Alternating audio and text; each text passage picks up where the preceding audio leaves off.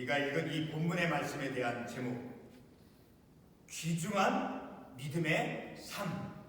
우리의 지금 현재 신앙의 삶을 살아가는 것, 오늘 우리가 이 자리에 앉아서 하나님께 예배를 드리고 또 우리의 일상적인 삶 속에서 하나님의 말씀을 늘 읽고 깨닫는 가운데 하나님의 말씀을 좇으며 순종하며 살아가는 그 믿음의 삶을 정말로 우리가 귀하게 여기면서 우리의 삶을 살아가야 됨을 우리가 이 본문의 말씀을 통해서 우리가 교훈을 받기를 원하는 것입니다. 자, 오늘 우리가 읽은 이 본문의 말씀을 통해서 에서를 우리가 보게 되는데, 참 에서는 어리석은 사람이었다라는 것을 우리가 이 말씀에서 너무나 분명하고 그리고 단번에 쉽게 알 수 있다라는 것입니다. 자, 왜냐하면 이 본문에 나오는 에서는 자신에게 그 주어진, 다시 말해 태어나면서부터 부모님께로부터 받은 그 장자권, 그 장자의 명분, 그 장자의 명분의 그 가치를, 이 오늘 본문에 나오는 에서는 그 가치를 깨닫지 못하였다라는 것입니다. 자, 에서에게 주었던 이 장자의 명분은 아버지 이삭으로부터 오직 큰아들, 다시 말해서 맏아들만이 받게 되어지는 그러한 복이 되어진다는 거예요. 자, 근데 우리가 읽진 않았지만 같은 창세기 27장 1절에서 4절의 말씀을 보게 되면, 창세기 27장 1절에서부터 4절의 말씀에 어떤 내용의 말씀이 기록되어져 있느냐 하면, 아버지 이삭이 에서를 부릅니다. 1절에서. 그리고 이제 아버지 이삭이 아들 에서에게, 이제 내가 나이가 많아서 이제 죽을 때가 늙어서는 죽을지 알지 못하니 내가 먹고 싶은, 내가 좋아하는 그러한 별미를 네가 나가서 사냥을 해서 이제 내 별미를 이제 만들어서 내게로 가져와서 그래서 내가 너로 하여금 축복받도록, 그래서 내가 마음껏 너를 축복하게 하라 라고 4절 말씀해 있죠. 자, 그런데 그런 아버지 이삭의 아들 장남인 이 에서를 축복해 주기 위해서 마음껏, 4절 말씀은 내가 죽기 전에 마음껏 너를 축복하게 하라 하는 그 말씀. 자, 그 말씀을 통해서 보았을 때 장자에게 이제 아버지 이삭으로부터 큰 귀한 그런 축복을 받을 수 있는 권리가 장남에게 있었음을 우리가 말씀을 통해서 알죠. 자, 그런데 그러한 사실, 이제 이 리브가가, 그러니까 이삭의 아내 그리고 야곱과 에서의 어머니죠. 그 어머니 리브가가 그러한 사실을 이제 듣게 되었다라는 거죠. 자, 이렇게 이제 이삭이 나이가 많아서 이제 죽기 전에 우리가 읽었던 그 말씀에서 장남 에서를 이제 불러서, 그래서 자기가 좋아하는 그런 별미를 만들어 와서 이제 나로 하여금 너를 마음껏 이제 축복하라라고 이제 그에게 별미를 만들어 가지고 와서 나로 하여금 너를 축복하게 하라라고 말씀해 주고 있죠. 자, 그럼 이 말씀을 보았을 때 얼마나 그 장자권이, 장자의 명분이 에서에게 주어진 그 장자의 명분, 그것이 얼마나 귀하고 복된 것인가를 우리가 그 말씀을 통해서 알 수 있다는 거죠. 자, 그런데 그런 아버지 이삭의 아들 에서에게 축복해 주기 위해서 그 별미를 만들어 가지고 오라라고 이제 에서에게 이제 부탁을 했죠. 자, 그런데 그런 것을 이제 부탁하는 것을 이제 리브가가 그 이야기를 이삭이 자기 아들 에서의 장남에게 말하는 것을 이제 듣고 있었다라는 거예요. 자, 그런 것을 보았을 때, 그래서 듣고 나서 이제 야곱에게 그 아버지가 너의 형 에서를 축복해 주기 위해서 이제 맛있는 별미를 만들어 오라고 형 에서에게 부탁했는데, 자, 그러지 말고 네가 가서 이제 그 아버지 이삭이 장남 에서를 축복하기 위해서 별미를 만들어 가지고 오라, 그 이야기를 이제 아들 야곱에게 해주었죠. 자, 그러한 것을 보았을 때 이제 장자의 축복권, 그 장자의 축복권이 얼마나 귀하고 가치가 있었는가 하는 것을 우리가 그러한 말씀을 통해서 알 수 있다는 거죠. 그런데 같은 창세기 27장 12절의 말씀을 우리가 잠깐 보게 되면, 자, 차남, 둘째 차남은 그러한 장자권, 장자의 명분을 받을 수 없죠. 자, 27장 12절의 말씀을 우리가 잠깐 보게 되면, 자, 아버지께서 나를 만지실진데 내가 아버지의 눈에 속이는 자로 보일지라 복은 고사하고 저주를 받을까 하나이다. 이 한 구절 그냥 우리가 말씀을, 이 구절만 우리가 생각해 볼 때, 아버지로부터 그 장자의 명분, 장자의 축복권을 이제 받는데, 오직 그 아버지로부터 받을 수 있는 복은 장남에게만 주어졌다라는 것입니다. 만약에 이 야곱이 차남이 받게 되어지면, 자, 그것은 12절 말씀에 의하면, 자, 눈에 속이는 자로 보일지라 복은 고사하고 저주를 받을까 하나이다. 그러니까 오직 장남만이 누릴 수 있는 그런 장자의 명분, 장자권이 이제 에서에게 주어졌다. 그리고 장남 에서에게 주어진 그 장자권은 참으로 귀하고 복된 그런 귀한 그런 축복을 받을 수 있는 그런 권리였다라는 것을 우리가 이 말씀을 통해서 알 수 있다라는 거죠. 자, 이렇게 장자권은 아버지 이삭으로부터 받을 수 있는 그 장자의 명분, 자, 그것은 어느 아버지가 아들 에서에게, 장남에게 그 축복해 주는 그것은, 그 축복은 이제 그 축복의 내용이 바뀌거나 취소될 수 없다라는 것을 우리가 말씀을 통해서 알 수 있죠. 자, 우리 그것을 같은 창세기 27장 33절의 말씀을 보면 우리가 알 수 있죠. 자, 우리 창세기 27장 33절에 보면 하반부부터, 자, 내가 오기 전에 내가 다 먹고 그를 위하여 축복하였은즉 그가 반드시 복을 받을 것이다. 그러니까 아버지가 장남에게 장자권을 가지고 있는 그 아들에게, 맏아들에게 이제 축복해 주는 그것은, 자, 그 복은 반드시 아버지가 축복하면 반드시 그 복을 받게 되어지고 누릴 수 있게 되어진다는 거예요. 그러니까 그 복은, 내려지는 복은 바뀔 수가 없고 변동될 수 없고 취소가 될 수 없다. 그만큼 절대적인 아버지로부터 받는 그러한 축복임을 우리가 이 말씀을 통해서 알 수 있다는 거죠. 자, 이렇게 엄청나게 귀하고 절대적인 그러한 복을 누리는 그러한 장자의 명분을 오늘 본문에 나오는 이 에서는 죽 한 그릇에, 단지 죽 한 그릇에 이제 그것을 팔아넘겼다라고 오늘 본문의 말씀에서 말씀하고 있죠. 자, 이렇게 장자의 명분을 그냥 팔아버렸는데, 그 왜 에서는 그 장자의 명분을 팔아버린 이유가 무엇이냐라는 거예요. 오늘 이 본문의 말씀에 의하면, 자, 오늘 이 본문의 말씀에서 우리가 알 수 있는 것은 그저 한 가지. 자, 29절과 30절의 말씀을 통해서 우리가 볼 수 있죠. 자, 29절에 보니까 에서가 들에서 돌아와서 심히 피곤하여, 그러니까 들에서 일을 했거나 들에서 어떤 사냥을 해서, 자, 들에서 집으로 돌아와서 심히 피곤하다라는 거예요. 그래서 30절에 보면 야곱에게 이르되 내가 피곤하니, 자, 들에서 일을 해서 돌아와서 피곤하여, 그리고 배가 고파서 이제 자기가 가지고 있는 그 장자권을, 장자의 명분을 이제 동생 야곱에게 팔았다라는 거예요. 자, 그것에 대해서 어떻게 29절에서 다시 표현합니까? 돌아와서 심히 피곤하여, 그리고 30절에 반복해서 내가 피곤하니, 자, 이렇게 내가 피곤하고 배가 고픈데 31절의 말씀에 의하면 장자의 명분을 올라 내게 팔라라고 이제 야곱이 형 에서에게 장자권을 팔라라고 이제 유혹을 하죠. 자, 이렇게 에서가 바깥에서 들에서 일을 하고 돌아와서 배가 고프게 되어서, 자, 32절에 보게 되면 내가 죽게 되었으니, 내가 이렇게 들에서 일해서 배가 고프고 피곤하니 내가 죽겠다. 그러니 내가 가지고 있는 이 장자의 명분이 무엇이 그렇게 유익하겠는가?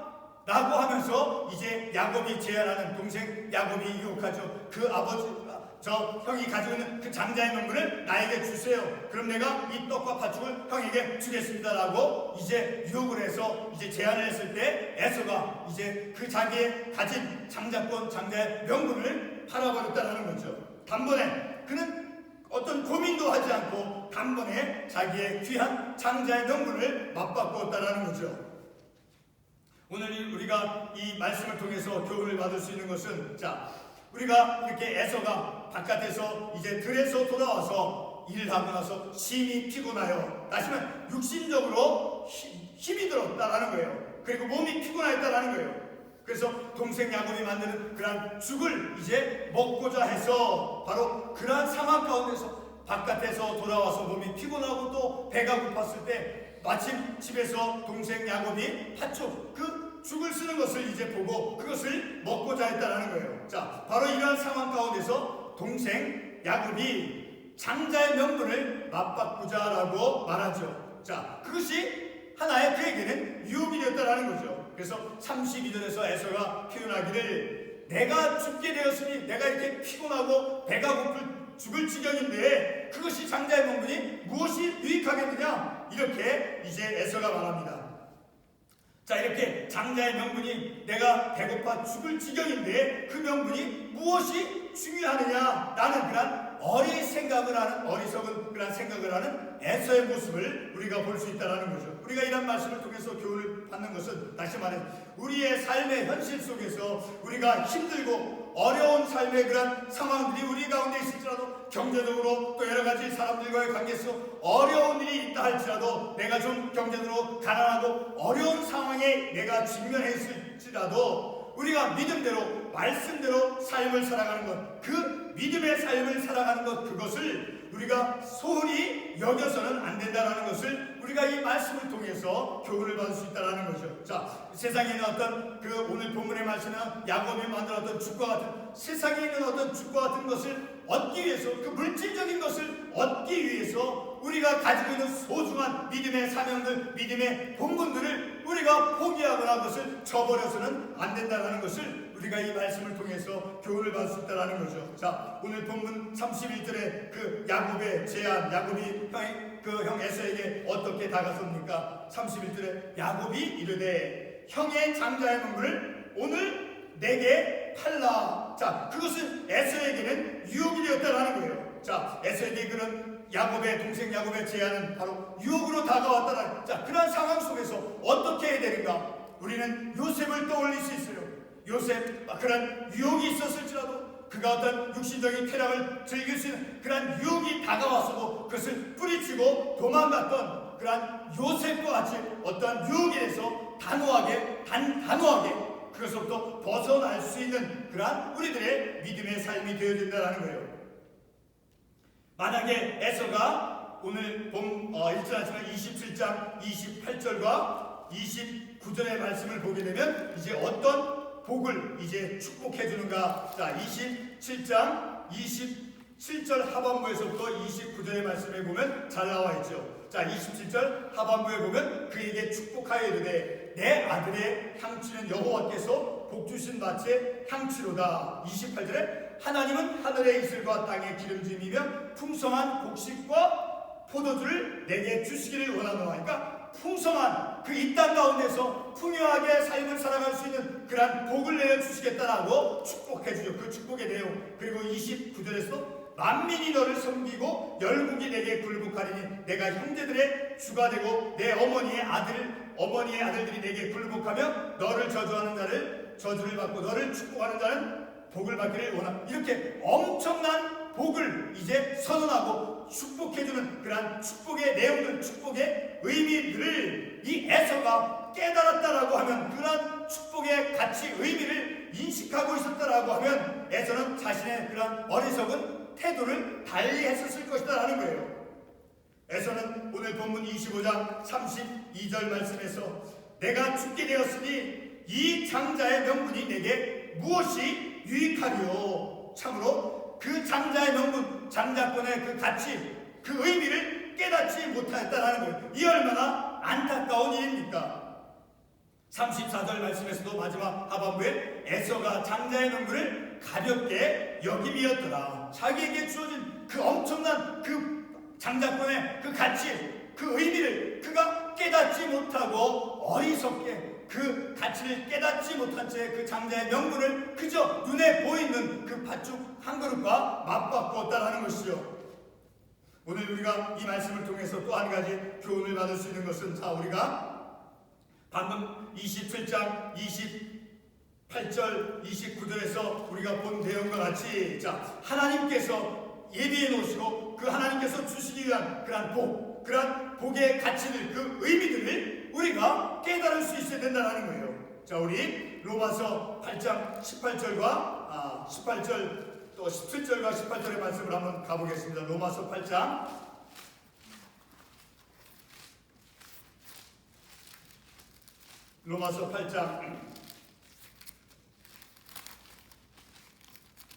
18절의 말씀을 한번 보겠습니다. 생각하건대 현재의 고난은 장차 우리에게 나타날 영광과 비교할 수 없도다. 우리가 이 땅 가운데서 현재 우리의 삶을 살아가는 가운데 우리가 여러 가지 많은 어려움들을 직면하고 있죠. 그렇죠? 이 땅에서 우리가 삶을 살아가면서 여러 가지 많은 어려움들, 건강이라든가 어떤 경제적인 삶이라든가 어떤 우리의 사람들과의 관계, 많은 그런 어려움들, 그리고 물질 만능주의 이 세상 속에서 우리가 살아갈 때 여러 가지 많은 유혹들을 직면할 수 있어요.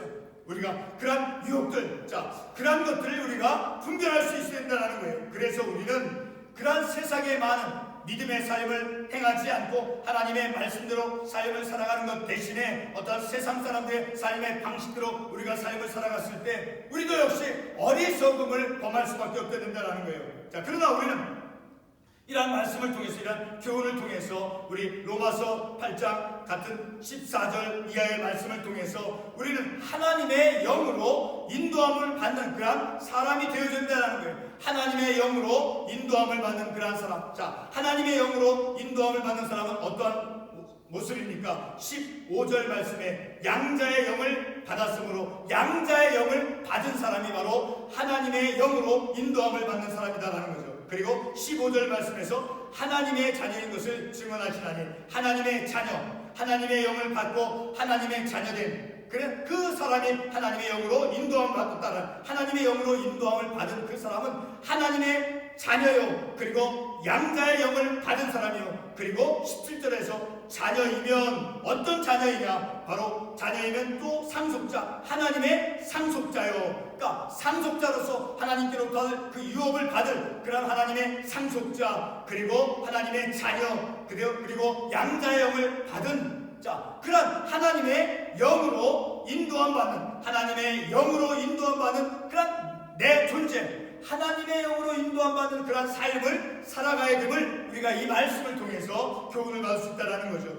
그래서 17절의 말씀, 자녀이면 또한 상속자, 곧 하나님의 상속자요 그리스도와 함께하는 한 상속자니 우리가 그와 함께 영광을 받기 위하여 고난도 함께 받아야 할 것이라. 그러한 영광을 얻는 우리 존재가 그리스도와 함께 고난받는 것, 현실에서 어려움을 받는 것, 믿음의 삶을 살아감을 통해서 어떤 어려움이 있다 할지라도 그 어려움을, 고난을 이겨내며 우리들의 믿음의 삶을 살아가야 된다는 거죠. 오늘 우리가 이 말씀을 통해서 삶의 어려움 가운데 우리의 어떤 경제적인 영역 속에서나 우리의 모든 삶의 영역 속에서, 그리고 우리는 인생의 그 어려운 이 삶의 한복판 속에서 우리가 내가 서 있다 할지라도, 그래서 힘겨운 삶을 날마다 우리가 살아간다 한다 할지라도, 그래서 어떤 가난하고 어떤 물질의 어려움이 있다 할지라도, 그리고 그래서 지치고 또 배가 고프다고 해서 우리가 하나님께서 주신, 내게 주신 그 하늘의 복, 하나님께서 우리에게 주시고자 하신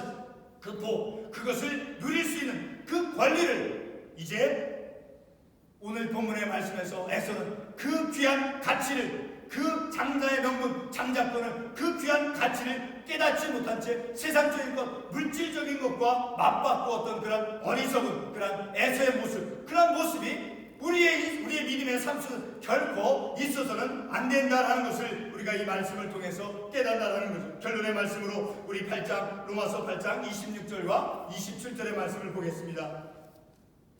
이와 같이 성령도 우리의 연약함을 도우시나니 우리는 마땅히 기도할 바를 알지 못하나 오직 성령이 말할 수 없는 탄식을 우리를 위하여 친히 간구하시라. 마음을 살피시는 이가 성령의 생각을 아시나니 이는 성령이 하나님의 뜻대로 성도를 위하여 간구하시라. 성령님께서 우리의 마음의 고통과 어려움들을 우리가 어떻게 이 세상 속에서, 이 물질주의 세상 속에서 어떤 유혹을 받고 우리의 모든 것을 성령님께서 하신다는, 그래서 우리의 연약함을 성령님께서 도우신다는 거예요. 그래서 우리를 위하여 친히 간구하신다는 게 성령님께서. 그리고 마음을 살피시는 이가 성령의 생각을 아시나니 이는 성령이 하나님의 뜻대로 성도를 위하여 간구하시는 우리 안에 계신 성령님께서 우리의 연약함을 아시고 성령 하나님께서 성도 하나님께 우리 대신 우리의 연약함을 아시고 간구하신다라는 거예요. 하나님의 뜻대로 성도를 위하여 간구해 주신다라는 거예요. 그래서 우리는 늘 성령님께 간구하는 우리들의 믿음의 삶이 되어야 된다는 거예요. 우리의 연약함을 성령님께서 하나님의 뜻대로 성도를 위하여 간구하신 그 우리의 삶이 하나님의 영으로 인도함 받는 그러한 삶을 살아감을 통해서 우리의 어떤 현실 속에서 내 삶의 인생의 한복판 가운데서 어려움이 있다 할지라도 어떤 그 가난 속에 있다 할지라도 어떤 심각한 문제 속에 있다 할지라도 그것을 어떤 세상의 것을 얻기 위해서 믿음의 삶을 포기하거나 하나님의 뜻으로부터 멀리 나가는 그런 삶을 살아가는 것이 아니라 우리 안에 계신 성령님께서 우리의 연약함을 간구해 주신다는 것을 우리가 깨닫고 늘 성령님께 간구하며 그리고 하나님의 영으로 인도함을 받는 그런 우리들의 삶을 살아갈 때 우리의 삶 속에서 우리에게 주신 하나님의 그 믿음의 그 삶의 귀중한 그 가치 그것을 믿음의 삶이 얼마나 복되고 가치 있는가를 깨닫게 해주시며 그래서 그 믿음의 삶을 바르게 나아갈 수 있도록 하나님께서 인도해 준다는 것을 우리가 이 말씀을 통해서 깨닫는 것입니다. 기도하겠습니다.